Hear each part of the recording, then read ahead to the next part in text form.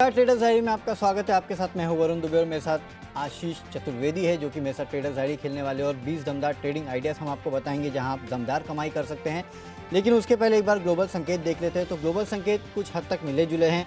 US में अगर आप देखेंगे तो डाउ में कल अच्छी खासी तेज़ी देखने मिलती है, उसका रिफ्लेक्शन कुछ हद तक एसजीएक्स निफ्टी में देखने मिल रहा है। लेकिन ऑलमोस्ट देखिए एसजीएक्स निफ्टी सपाट यहाँ कारोबार कर रहा है। हरे और लाल निशान के बीच में आप वो ग्राफ देख सकते हैं, जिससे आपको समझ में आएगा कि कोई एक डिसाइसिव मूव देखने नहीं मिल रहा है। जहां तक यूएस मार्केट्स की मैं बात कर रहा था, डाउ में करीब 210 अंक के आसपास की उछाल कल देखने मिली ओवरनाइट। नैस्डैक में हल्की गिरावट थी। S&P 500 जो है उसमें लगातार ऊंचाई देखने मिल रही है और ट्रैवल और टूरिज्म से जुड़े स्टॉक्स जो है वो फिर से एक बार एक्शन में आते हुए नजर आ रहे हैं। यूरोप का मार्केट अगर आप देखेंगे तो वहाँ हल्की मुनाफा वसूली थी, करीब 1% के आसपास की गिरावट थी। सुबह सुबह अगर आप देखेंगे तो जो एशियन मार्केट्स है, हांगकांग तो बंद है, लेकिन बाकी मार्केट्स कुछ हद तक मिले जुले कारोबार आपको दिखा रहे हैं। एशिया के बाकी मार्केट अगर आप देखेंगे तो देखिए ऑलमोस्ट अब तो लाल निशान में कारोबार हो रहा है। तो अक्रॉस बोर्ड थोड़ा बहुत प्रॉब्लम है, लाल निशान में कारोबार हो रहा है। अक्रॉस ग्लोब अगर आप देखेंगे तो मुनाफा वसूली देखने मिल रही है और ऐसे ही ट्रेंड जो है वो इंडियन मार्केट्स में भी देखा जा रहा है। लेकिन आज हमारे यहाँ वीकली एक्सपायरी भी है, ये भी आपको याद रखना है। और पिछले कुछ दिनों में हमने देखा है कि लगातार मार्केट में दबाव देखा गया है, तो थोड़ी बहुत शॉर्ट कवरिंग की उम्मीद भी आप कर सकते हैं। लेकिन देखना होगा पूरे दिन क्या होता है, क्योंकि अक्सर हमने देखा है कि अगर ग्रीन में खुलते हैं तो लाल में बंद होते हैं, लाल में खुलते हैं तो हरे निशान में बंद होते हैं। तो ऑपोजिट ट्रेड जो है वो एटलीस्ट सेकेंड हाफ में देखने मिलता है। लेकिन इसके बावजूद मेरे टीम में ज़्यादातर बाय कॉल्स है, इक्का दुक्का सेल कॉल्स भी है। तो मेरी रणनीति तो अभी भी खरीदारी की है। आशीष, आपकी क्या है? बिल्कुल वरुण, सही कहा आपने कि बाजार देखिए काफी साइडवेज और काफी चौपी हो गया। ऊपर तरफ से अगर आप देखें तो शॉर्ट पोजीशंस वाले ट्रैप हो रहे हैं, निचले तौर पर जो खरीदारी कर रहे हैं वो कहीं ना कहीं स्टॉप लॉस से डर कर अपनी पोजीशंस काट रहे हैं। तो बाजार जो है ऐसे दायरे में चल रहा है जहां पर ट्रेड करना थोड़ा सा मुश्किल हो रहा है। डिसाइसिवली आपको एक ट्रेंड नजर नहीं आ रहा है, या ना तो डाउन साइड दिख रही है ना तो अप साइड दिख रही है इसके बीच में। और जैसे कि आपने बताया बिल्कुल कि ऊपर की तरफ खुलते हैं तो लाल निशान में क्लोजिंग होती है और इसके विपरीत ही दूसरे दिन एक्शन देखने को मिलता है। पिछली एक्सपायरी का दिन हमने देखा था कि काफी सुस्त था। हालांकि मंथली एक्सपायरी, बड़ी एक्सपायरीज में उम्मीद की जाती है कि ज्यादा वॉलेटिलिटी देखने को मिले, हालांकि नहीं देखने को मिली थी। तो इस बार भी अगर ऐसा चौकी सेशन रहता है तो कहीं ना कहीं थोड़ा सा चैलेंजिंग हो जाएगा ट्रेडर्स के लिए जो मोमेंटम फाइंड आउट करना चाहते हैं, क्योंकि मोमेंटम ढूंढना जो है फिलहाल बाजार में थोड़ा सा मुश्किल हो रहा है। आज की रणनीति की बात की जाए तो मेरे पास भी देखिए 9 स्टॉक्स जो है आज खरीदारी के। एक स्टॉक बिकवाली का है, कंडीशनल सेल होगा, शो के दौरान बताता हूँ आपको। तो आशीष की तरफ से एक कंडीशनल सेल होगा, बाकी तो आज भी खरीदारी के कॉल से। पर आशीष, मैं यही देख रहा था कि स्टॉक स्पेसिफिक एक्शन जो है वो अभी भी मार्केट में देखने मिल रहा है। नो डाउट अगर आप निफ्टी सेंसेक्स को देखेंगे तो वहाँ पे कुछ हद तक गिरावट देखने मिल रही है, लेकिन स्टॉक स्पेसिफिक एक्शन है और वहीं आपको फोकस करना है। तो चलिए शुरुआत करते हैं और कैश के काउंटर के साथ पहले शुरुआत करते हैं। और कैश का काउंटर है रीफेक्स इंडस्ट्रीज, जहाँ पे मैं आपको खरीदारी की सलाह दे रहा हूँ। देखिए इसके पहले भी जब नतीजे आने वाले थे तब मैंने आपको कहा था कि इस कंपनी के नतीजे जो है वो काफ़ी बेहतर आएंगे और आप इस कंपनी के नतीजे देखिए, वाकई में काफ़ी बेहतर नज़र आ रहे हैं इस कंपनी के नतीजे। एटलीस्ट वाई अगर आप नतीजे देखेंगे इस कंपनी के तो काफ़ी अच्छे हैं। यहाँ पे कंपनी का जो मुनाफा है, कंपनी घाटे से मुनाफे में आई है, तो वो एक इम्पैक्ट जो है आपको आज इस काउंटर पे देखने मिलेगा। करीब 4.6 करोड़ के आसपास का घाटा जो है पिछले बार इस कंपनी ने किया था, इस बार करीब 7.6 करोड़ के आसपास का मुनाफा कंपनी ने किया है। तो उसका इम्पैक्ट आज आपको इंट्राडे में इस काउंटर में देखने मिलेगा। इसके लिए यहाँ पे खरीदारी करके चलना चाहिए आपको। अच्छे खासे लेवल्स जो है आपको ये काउंटर आज दिखा सकता है 165 के आसपास के, 155 का आपको एक स्टॉप लॉस भी रखना है। तो रीफेक्स इंडस्ट्री ये वो पहला स्टॉक है जहाँ पे आज आपको खरीदारी करना है। तो आशीष, मेरे तरफ से तो रीफेक्स इंडस्ट्रीज है, आपकी तरफ से कैश का काउंटर कैसा है? देखिए मेरे रडार पर आए कामत होटल्स, इस स्टॉक पर आपको खरीदारी करनी चाहिए। स्ट्रक्चर लॉन्ग टर्म का देखें वरुण तो काफी शानदार नजर आ रहा है और ऊपरी तरफ देखिए तो कुछ आसपास जो है रेजिस्टेंस भी नहीं है, यानी अगर यहाँ से तेजी आती है तो बड़ा उछाल आपको देखने को मिल सकता है। और इंट्राडे और बहुत वक्त कल तक का व्यू बनाकर आप खरीदारी करके चल सकते हैं। इन 2 दिन के अंदर स्टॉक चले तो ठीक, नहीं तो आप अपनी पोजीशंस को काट लीजिए। 48.60 के आसपास की जो है क्लोजिंग चल रही है इसकी, फिलहाल खरीदना है आपको 52.50 के लक्ष्य के लिए। और जब तक 46.85 के ऊपर बना हुआ है तब तक जो है पोजीशंस को घबराने की आवश्यकता नहीं है, लेकिन केवल 2 दिन का समय देंगे। हालांकि स्ट्रक्चर अगर आप देखें तो काफी शानदार ही नजर आ रहा है, थोड़ा सा मीडियम टर्म के हिसाब से भी व्यू बनाकर चल सकते हैं, लेकिन फिलहाल इसको जो है हम 1 या 2 दिन के लिए अपनी फोकस लिस्ट में शामिल कर सकते हैं। कामत होटल जहां पर एक तेज ब्रेकआउट और बड़ा उछाल की उम्मीद की जा रही है, 52.50 का लक्ष्य होगा। अगली कैटेगरी की ओर रुख करते हैं, वो है आज का फ्यूचर्स। और जिस कंडीशनल सेल कॉल की मैं बात कर रहा था उसको आपको फोकस में रखना है, रडार पर रखना है, वो है हैवेल्स। यहाँ पर अगर आप देखें तो ऑलमोस्ट एक डिसेंडिंग ट्रायंगल फॉर्मेशन देखने को मिल रहा है। लगातार स्टॉक में जो है लोअर लोज देखने को मिल रहा है। कल की क्लोजिंग भी अगर आप देखें तो करीब करीब दिन के निचले स्तर के आसपास देखने को मिल रही है। यानी ये दर्शाता है कि यहाँ पर जो सेलर्स जो है ना, अब वो काफी ज्यादा एक्टिव हो गए हैं। जो बेयर्स हैं अब इस स्टॉक पर कंट्रोल कर चुके हैं। बुल्स थोड़े से थकते हुए नजर आ रहे हैं, तो यहाँ पर आपको फोकस बनना है। लेकिन देखिए वरुण, एक चीज मैं हाईलाइट करना चाहूंगा कि कल मैंने आपके साथ सीमेंस का स्टॉक शेयर किया था। इसके टेक्निकल्स आपको बताए थे कि किस प्रकार से ऊपरी तरफ से एक एग्जॉस्शन देखा जा रहा है, ऊपरी तरफ थोड़ा सा बढ़ने में मुश्किल होगी, और हालांकि जो ब्रेकडाउन होगा तो वहां पर आपको तेज गिरावट देखने को मिल सकती है। तो यहाँ पर हैवेल्स में भी देखिए ऐसा केस बन रहा है कि अगर बाजार में गिरावट आती है तो ही आप यहाँ पर शॉर्ट पोजीशंस लीजिए, नहीं तो क्योंकि अगर नेगेटिव स्ट्रक्चर, जो बेयरिश स्ट्रक्चर अगर नेगेट होता है तब जोरदार तेजी आती है। तो ऐसे में जो स्टॉप लॉसेस है इसका भी आपको ध्यान रखना है। स्टॉक काफी ज्यादा गिर चुका है लेकिन स्ट्रक्चर कमजोर है। 958 रुपए के लक्ष्य के लिए आप इसमें शॉर्ट पोजीशन लेंगे और 996 रुपए का आपको स्टॉप लॉस लगाना है। ओके, तो आज यहाँ हेवल्स जो है वहाँ पे आपको बिकवाली करनी है। कमज़ोर स्ट्रक्चर है, उसके चलते बिकवाली करनी है। मेरा आज का एकमात्र बिकवाली का कॉल जो है वो है फ्यूचर्स में, और वो है वोडाफोन आइडिया। देखिए वैसे भी मैं इस कंपनी पे लगातार शॉर्ट था, और आप इस कंपनी के नतीजे देखिए, कितने कमज़ोर नतीजे इस कंपनी ने पेश किए हैं। 7,000 करोड़ के आसपास का नुकसान जो है इस कंपनी ने किया है। लेकिन सिर्फ यही नहीं, इस कंपनी के आरपूस देखिए 107 के आसपास आ गए हैं, 121 से गिर के 108 के आसपास का अनुमान था। यानी कि लोग वैसे ही अनुमान लगा रहे थे कि कमज़ोर नतीजे आएंगे, उससे भी ज़्यादा कमज़ोर नतीजे जो है वो इस कंपनी ने पेश किए हैं। सिर्फ यही नहीं, इस कंपनी का जो फंड रेजिंग का प्लान था, सबके सब उसी पे आंख गड़ा के बैठे थे कि फंड रेजिंग का प्लान है, उसको लेके क्या होगा, क्या वहाँ कुछ फंड रेजिंग होगी। 7,500 करोड़ के आसपास की फंड रेजिंग जो है वो होनी थी, लेकिन उसको लेके अभी तक कोई भी एक्टिव डिस्कशन जो है वो ये कंपनी कर रही है। उसको लेके कोई भी आउटकम जो है वो अभी तक नहीं आया है। तो फ्यूचर में आपको इसको बिकवाली करके चलना चाहिए। 9.5 के आसपास के लक्ष्य इंट्राडे में देखने मिलेंगे, लेकिन हाँ 10.25 का स्टॉप लॉस भी रखिए। काफ़ी वॉलेटाइल स्टॉक है ये, इसके चलते आज आपको यहाँ पे कहीं ना कहीं स्टॉप लॉस जो है वो काफ़ी स्ट्रिक्ट रखना है। कोई भी तरफ के मूव ये काउंटर दे सकता है, इसके लिए मैं आपको कह रहा हूँ कि स्ट्रिक्ट स्टॉप लॉस रखिए। लेकिन 9.5 क्या, मुझे लगता है यहाँ पे और गिरावट जो है आज आपको इस काउंटर में देखने मिलेगी। बेहद ही कमज़ोर नतीजे। एक बार आशीष को भी पूछ लेते हैं। आशीष, आप तो इस काउंटर को एक्टिवली ट्रैक करते हैं, आपको कैसे लगे इस कंपनी के नतीजे? वरुण, बहुत ही निराशाजनक नतीजे। लेकिन एक चीज मैं हाईलाइट करना चाहूंगा कि देखिए चीजें ओवरनाइट तो सही नहीं होने वाली है। कंपनी में दिक्कतें काफी ज्यादा थी, और टेलीकॉम स्पेस में अगर आप देखें तो काफी सारी कंपनी जो है वॉश आउट हो चुकी है। ये अभी तक नतीजे रिपोर्ट कर रही है, यही बड़ी बात है। चले, तो आशीष अभी भी कहीं ना कहीं उम्मीद लगा के बैठे हैं कि कभी ना कभी। मैं बुलिश नहीं हूँ, मैंने अपनी फोकस लिस्ट से बाहर कर दिया है। आशीष, मैं अभी भी कह रहा हूँ आपको ये एमटीएनएल बनेगा। 3 रुपए के आसपास के टारगेट देखिए, सबके सब ब्रोकर इस काउंटर पे दे रहे हैं।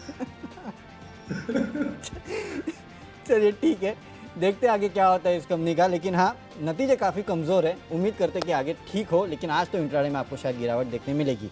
अब बात करते हैं अगला काउंटर, जो कि ऑप्शंस का ट्रेड। और ऑप्शंस में आपको एक काउंटर ऑयल मार्केटिंग कंपनी है इंडियन ऑयल कॉर्पोरेशन। इस कंपनी का 108 का जो कॉल ऑप्शन है वो आपको खरीदना है। यहाँ पे आपको करीब करीब 3.8 के आसपास के लक्ष्य देखने मिलेंगे। 2.8 का आपको एक स्टॉप लॉस भी रखना है। दरअसल इस कंपनी के लिए खबर आई कि बोर्ड ने देश के पहले स्टायरीन मोनोर प्रोजेक्ट को जो है मोनोमेर प्रोजेक्ट को मंजूरी दे दी है। इस प्रोजेक्ट की क्षमता जो है 387,000 मेट्रिक टन पर एनम है, और प्रोजेक्ट की लागत जो है वो करीब 4,500 करोड़ के आसपास की है। तो इस खबर का इम्पैक्ट जो है आज कुछ हद तक आपको ऑयल मार्केटिंग कंपनी आईओसी में देखने मिलेगा। सिर्फ यही नहीं, जो आज ओपेक प्लस की बैठक है ना, इसके चलते ऑयल एंड गैस क्षेत्र की जितनी कंपनीज है ना, वो सबकी सब आपके फोकस पे रहना चाहिए। भले वो ओएनजीसी हो, ऑयल इंडिया हो, गेल हो, या फिर इंडियन ऑयल कॉर्पोरेशन जैसी कंपनीज हो, या फिर कोई भी ऑयल मार्केटिंग कंपनी हो, ये सबके सब आपके रडार पे होना चाहिए। देखते हैं वहाँ से क्या आउटकम निकल के आता है। लेकिन मेरे ख्याल से आपको आज इस काउंटर में थोड़ी बहुत हरकत देखने मिलेगी। इसके लिए यहाँ पे 108 का जो कॉल ऑप्शन है वो खरीद के चलेगा। 3.8 के लक्ष्य ले 2.8 का आपको स्टॉप लॉस भी रखना है। आशीष, आपकी तरफ से ऑप्शंस में क्या है? देखिए ऑप्शंस में मुझे पसंद आ रहा है डिविस लैब। कल के सत्र में अगर आप देखें तो स्टॉक ने ऑलमोस्ट अपने जो लाइफ टाइम हाइजेस के आसपास की जो है क्लोजिंग दी, और फिलहाल जिस प्रकार का स्ट्रक्चर बना हुआ है, मैं मान रहा हूँ कि इस अक्यूमुलेशन के बाद एक तेज ब्रेकआउट देखने को मिलेगा। ऐसे में कॉल ऑप्शंस खरीदकर आप तेजी की पोजीशंस बना सकते हैं। मैंने चुना 4,450 रुपए का जो कॉल ऑप्शन है उसमें आपको खरीदारी करनी चाहिए, और दिन के दौरान ही अगर आप देखें तो मैं मान रहा हूँ अच्छी तेजी देखने को मिलेगी। 121 रुपए का लक्ष्य होगा, और 54 रुपए का आपको स्टॉप लॉस लगाना है। चलिए, तो 121 रुपये के आसपास के लक्ष्य के लिए आपको इस काउंटर को खरीद के चलना है। चलिए, ऑप्शंस तक तो हम आपको बता चुके हैं, लेकिन अब चलते हैं अगली कैटेगरी जो कि है टेक्निकल कैटेगरी। और टेक्निकली देखिए मुझे एक काउंटर पसंद आता है, वो है एस्कॉर्ट्स। वैसे भी टेक्निकली और फंडामेंटली दोनों ही स्टॉक पसंद आ रहा है। पिछले कुछ दिनों से अगर आप देखेंगे तो बेहतरीन मोमेंटम जो है एस्कॉर्ट्स के काउंटर में देखने मिल रहा है। फिलहाल 1220 के आसपास सेट कर रहा है। मेरे ख्याल से आपको 1260 के आसपास के लेवल जो है वो जल्दी देखने मिल सकते हैं। 1200 के आसपास यानी कि 1200 के आसपास का आपको स्टॉप लॉस रखना है।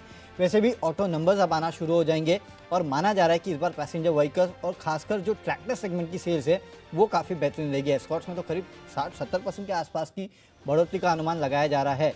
तो यहाँ नंबर्स काफ़ी बेहतर रहने वाले हैं ट्रैक्टर्स के, और इसके चलते आपको एस्कॉर्ट्स में भी खरीदारी करनी है। तो फंडामेंटल रीज़न भी है, टेक्निकली भी अगर आप देखेंगे तो स्टॉक जो है वो काफ़ी स्ट्रॉन्ग लग रहा है। एक नज़र आ रहा है कि जो गुड हैंड्स है वो इसमें बाइंग करते जा रहे हैं, जो स्ट्रॉन्ग हैंड्स है वो इस काउंटर में बाइंग करते जा रहे हैं। इसके लिए टेक्निकली मुझे पसंद आता है। इसके लिए आपको खरीदारी करना है 1260 के लेवल के लिए 1200 का आसपास आपको एक स्टॉप लॉस भी रखना है। तो एस्कॉर्ट्स मेरे तरफ से एक ऑटो काउंटर है जहाँ पे आपको खरीदारी करना है। इनफैक्ट अगर आप चाहें तो ऑटो एंसिलरी काउंटर जो है उनको अगले 1-2 दिनों तक प्ले कर सकते हैं। इनफैक्ट मैंने तो अशोक लीलैंड भी लेने का सोचा था, लेकिन मुझे शायद ज़्यादा कन्विक्शन जो है वो एस्कॉर्ट्स में टेक्निकली ज़्यादा अच्छा लगा, इसके लिए मैं आपको यहाँ खरीदारी की सलाह दे रहा हूँ।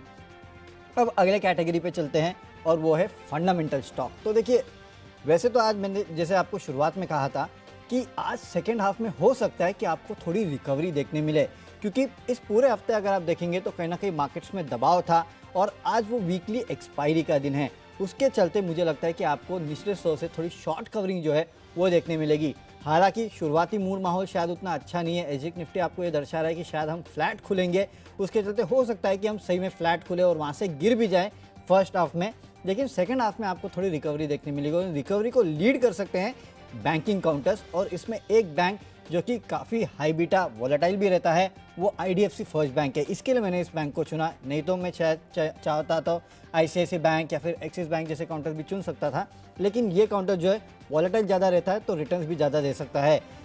करीब 56 के आसपास 56.5 के आसपास के टारगेट्स आपको लेने चाहिए इस काउंटर में। 54.2 के आसपास ट्रेड कर रहा है, 53 का स्टॉप लॉस रखिएगा। और मैं तो कहूँ अगर आप सेकंड हाफ में इस काउंटर में अगर ट्रेड लेंगे ना तो शायद आपके लिए ज़्यादा बेटर होगा। फर्स्ट हाफ में हो सकता है कि ये काउंटर थोड़ा नीचे आए, तो आपको डिप्स पे इस काउंटर में बाइंग करनी है। बाय एंड डिप्स की रणनीति अपनाइए IDFC फर्स्ट बैंक में। सिर्फ IDFC फर्स्ट बैंक नहीं, बाकी बैंक्स को भी रडार में रखिए। हो सकता है सेकंड हाफ में आपको एक रिकवरी देखने मिले। इसके लिए जितने बैंकिंग काउंटर्स हैं उनमें आज बाय एंड डिप्स की रणनीति अपनाइए, बैंकिंग और NBFC काउंटर्स। और IDFC फर्स्ट बैंक मुझे फंडामेंटली पसंद आता है। तो टेक्निकल और फंडामेंटल स्टॉक मैंने आपको बता दिया, लेकिन अब आशीष की बारी है। आशीष आप बताइए टेक्निकल और फंडा।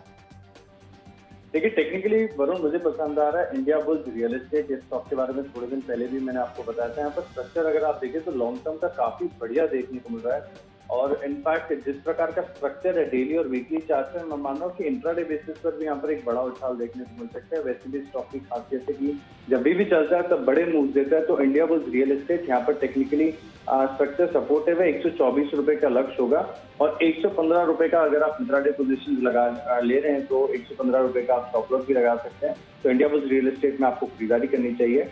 अगली कैटेगरी की ओर रुख करते हैं वो है फंडा पिक। और फंडा पिक के लिए आज से मुझे पसंद आ रहा है Bayer Crop Sciences. JMNC company जहाँ पर आपको फोकस करना चाहिए। फंडामेंटल्स, रिटर्न रेशियोज, कंपनी का शानदार पैरेंटेज है, काफी बढ़िया है और नो ब्रेनर है। मैं मानता हूँ कि सभी जानते हैं इस कंपनी के बारे में, और जिस प्रकार से कंटिन्यूस यहाँ पर एक अच्छी तेजी में देखी गई है, स्ट्रक्चर भी टेक्निकली भी अगर आप देखें तो काफी बढ़िया है। मैं मान रहा हूँ कि यहाँ पर एक पोजिशनल बेट ली जा सकती है 6,500 रुपए के लक्ष्य के लिए और 5,620 रुपए का। वैसे तो लंबी अवधि के लिहाज से अगर आप इस स्टॉक को खरीद रहे हैं तो स्टॉप लॉस की आवश्यकता नहीं है, लेकिन अगर आप थोड़ा सा पोजिशनल मीडियम टर्म व्यू बनाकर चल रहे हैं तो 5,620 रुपए का स्टॉप लॉस लगाइए। बेयर क्रॉप साइंसेज आगे जाकर बढ़िया प्रदर्शन दिखाएगा। चलिए, तो बेयर क्रॉप साइंसेस यहाँ पे आपको 6,500 के लेवल के लिए खरीदारी करके चलना है। फंडामेंटली अकाउंट आशीष को काफ़ी पसंद आता है। अब चलते हैं अगली कैटेगरी, और ये है निवेश की कैटेगरी। और देखिए निवेश के लिहाज से मुझे जो ये डिफेंस वाले काउंटर्स है ना वो काफ़ी पसंद आ रहे हैं। पिछले कुछ दिनों में आपने देखा होगा प्रीमियर एक्सप्लोजिव इस काउंटर में लगातार खरीदारी की सलाह दी गई हमारे चैनल पे। उस काउंटर में देखिए किस तरह की तेज़ी आई। कहीं ना कहीं लोग मान के चल रहे हैं कि जो एक्सप्लोजिव का कारोबार है वहाँ पे शायद आपको काफ़ी बेहतर ग्रोथ देखने मिलेगी, क्योंकि ऑर्डर्स जो है वो काफ़ी बेहतर आ सकते हैं। जाहिर सी बात है इनको ऑर्डर कौन देंगे, तो ये जो डिफेंस वाली कंपनीज है जैसे कि भारत डायनामिक्स हो, HAL हो, ये कंपनी से ऑर्डर देंगी और भारत डायनेमिक्स उनमें से मुझे सबसे ज़्यादा पसंद आता है। वैल्यूएशन के लिहाज से तो ये कंपनी काफ़ी बेहतर है। इसके अलावा अगर आप देखेंगे तो आने वाले दिनों में काफ़ी सारे बड़े ऑर्डर जो है वो फिर से इस कंपनी को मिलना शुरू हो जाएंगे। हाल फिलहाल में कुछ हद तक जो ऑर्डर इनटेक है उसमें कमी आई थी, तो जाहिर सी बात है कि कोविड के चलते जो ओवरऑल ऑर्डर बुक है उसको कहीं ना कहीं इम्पैक्ट हुआ था कुछ हद तक।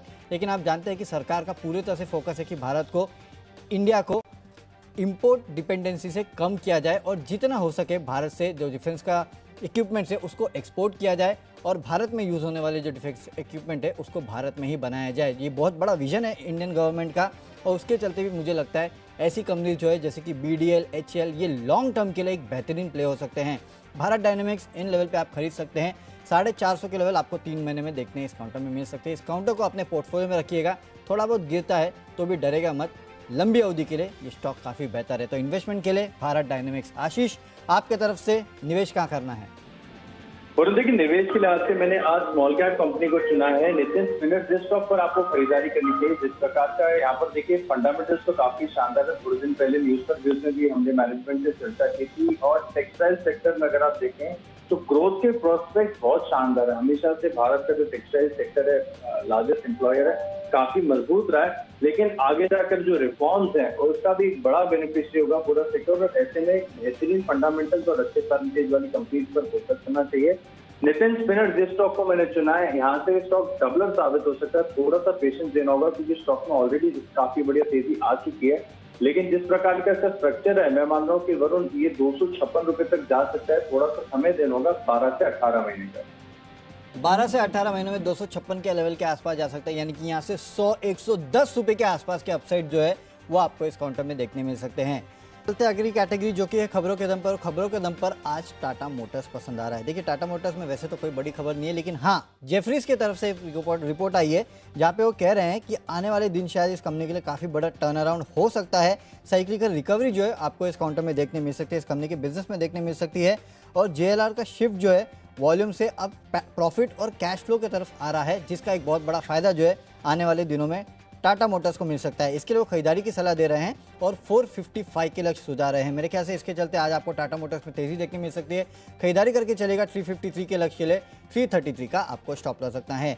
आशीष, खबरों के दम पे आपको क्या पसंद आ रहा है?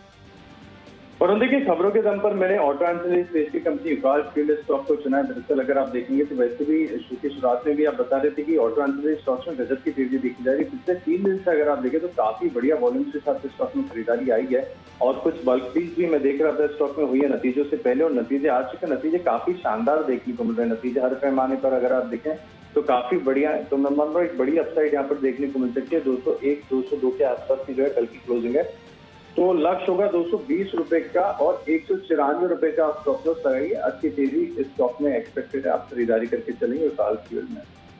चलिए, तो खबरों के दम पे ऑटो और ऑटो एंसिलरी स्पेस जो है वो काफ़ी पसंद आती है।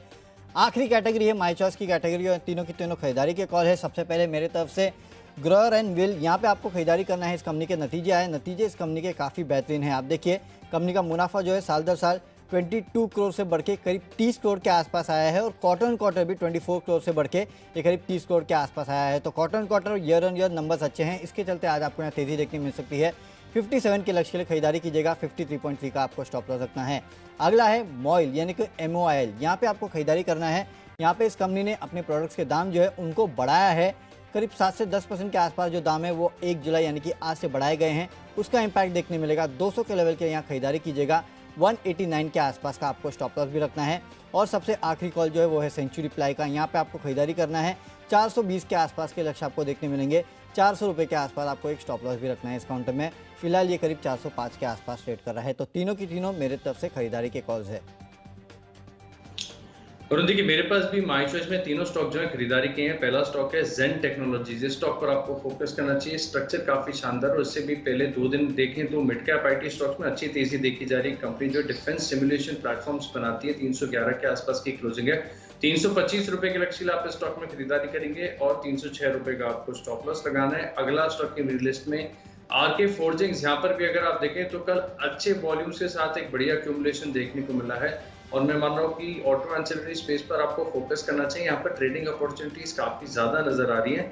694 रुपए का लक्ष्य होगा, 691 रुपए का आप स्टॉप लॉस लगाइए। करीब करीब 663 के आसपास की क्लोजिंग है।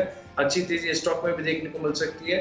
और आखिरी स्टॉक है मिडिल ईस्ट में टोरेंट पावर। कल के सत्र में हमने देखा था कि पावर स्टॉक्स में काफी बढ़िया उछाल देखने को मिला अक्रॉस द सेक्टर। अगर आप देखें तो बढ़िया बाइंग यहाँ पर देखी जा रही है। टोरेंट पावर यहाँ पर स्ट्रक्चर काफी बढ़िया बना हुआ है, तो मैं मान रहा हूँ कि करीब 20 से 22 रुपए की अपसाइड आपको देखने को मिलेगी। तो 482 रुपीज का जो है लक्ष्य होगा, 454 रुपीज का आप स्टॉप लॉस लगाइए। चलिए, तो स्टॉक्स की सूची पूरी हो चुकी है। फटाफट रिकैप कर लेते हो, देखते कौन से स्टॉक्स को हमने अपनी टीम में शामिल किया है। कैश का काउंटर रिफेक्स इंडस्ट्रीज, यहाँ पे आपको खरीदारी करनी है बेहतर नतीजों के चलते। फ्यूचर्स वोडाफोन का बेचना है 9.5 के लक्ष्य के लिए। ऑप्शंस में आईओसी का 108 का कॉल ऑप्शन खरीदना है। टेक्निकली एस्कॉर्ट्स अच्छा लगता है, यहाँ पे खरीदारी कीजिएगा। फंडामेंटली आईडीएफसी फर्स्ट बैंक अच्छा लगता है, यहाँ पे आपको खरीदारी करना है। निवेश करना है भारत डायनेमिक्स में, अगले 3 महीनों में 450 के आसपास के लेवल दिखाएगा। टाटा मोटर्स खबरों के चलते खरीदेगा। जेफरीज की रिपोर्ट आई है 455 के लेवल के लिए, इसके चलते यहाँ खरीदारी करना है। माई चॉइस में ग्रोअर एंड विल, यहाँ पे खरीदना है। बेहतरीन नतीजों के चलते आपको तेजी देखने मिलेगी। मॉइल जो प्रोडक्ट के दाम बढ़ाए हैं उसका इम्पैक्ट देखने मिलेगा। और सेंचुरी प्लाई में 450-420 के आसपास के लेवल के लिए आपको खरीदारी करना है। और आज का जो मेरा बेस्ट पिक है वो है भारत डायनेमिक्स। थोड़ा लंबी अवधि का पिक है, 3 से 4 महीनों में आपको ये 450 के आसपास के लेवल दिखा सकता है। आने वाले दिनों में काफ़ी बड़े ऑर्डर्स मिलने की अनुमान लगाया जा रहा है, तो उसका इम्पैक्ट देखने मिलेगा। पूरा का पूरा डिफेंस स्पेस जो है वो फोकस में रहेगा, इसके लिए भारत डायनेमिक्स में खरीदारी करना है। तो चलिए, कैश का स्टॉक है कामत होटल्स। बाजार में गिरावट आती है तो हैवेल्स में शॉर्ट पोजीशन लीजिए। डिविस लैब्स में कॉल ऑप्शन खरीदकर तेजी की पोजीशंस बनाएंगे। Technically India bulls real estate काफी शानदार नजर आ रहा है। फंडामेंटली बेहतर कंपनी है बेयर क्रॉप साइंसेज। निवेश के लिहाज से खरीदना है नितिन स्पिनर्स।